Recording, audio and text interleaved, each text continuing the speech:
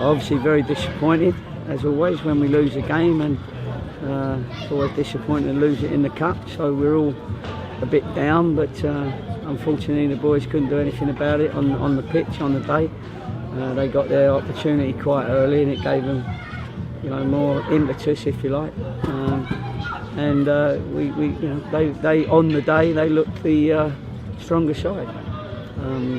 We know there's a lot more to come from us, but it looked like we was playing in a little bit of slow motion.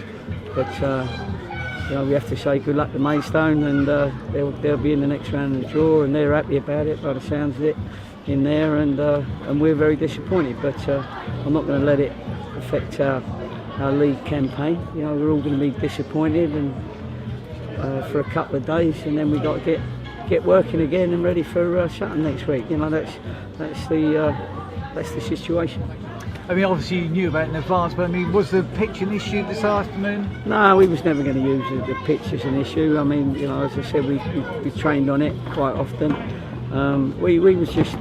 It was just slow. They wasn't slow. You know, they was able to move it quite quick. They had some lively players that we gave too much room to, and 1v1 they was again on the day. They were better than us. You know, their defenders coped with our forwards.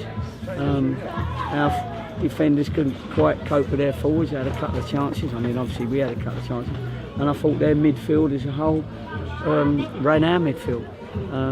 Unfortunately, it was a lesson for us to learn. It's not a very nice lesson because we're better than that, but it was too slow. That game was just absolutely too slow, and that's disappointing because our game is a quick game. So much of the credit really goes to Maidstone, or I mean, how critical are you of your own side?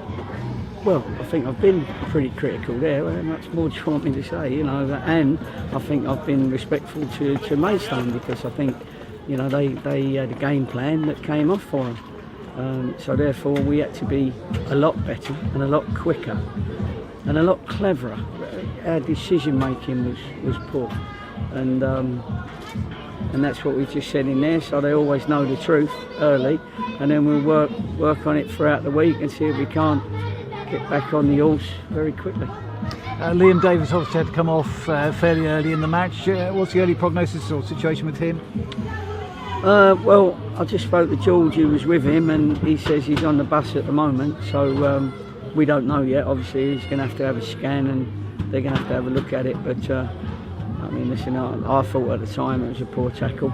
I'll have to wait and see and have a look at it ourselves, because, you know, that was a good opportunity for him to stick it in the net, but we'll wait and see. But you know, no excuses.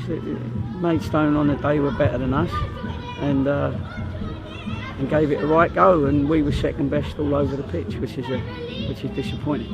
No Jake Andrews this afternoon. What's the situation with Jake? No, listen, somebody's run over a black cat with us at the moment, and I'm not using that as an excuse either. But yesterday in training, Friday's training, was it? No, it was Thursday. He had a little clash with Josh Baxter, and he just caught him on the ankle, and it just turned it over a little bit, and it's come up, so he wasn't available to play, which, you know, is a shame, because he is one of our leaders. But we didn't see any leaders out there today, and that's another thing. We got to try and coax people into becoming a leader. We was a little bit quiet, and certainly we didn't show any aggression to each other, which sometimes you have to liven some people up.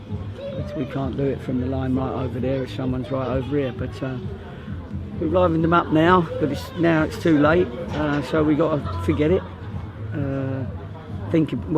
Forget it. We got to work on the things that we're good at, and hope that we can turn it round in the space of 7 days.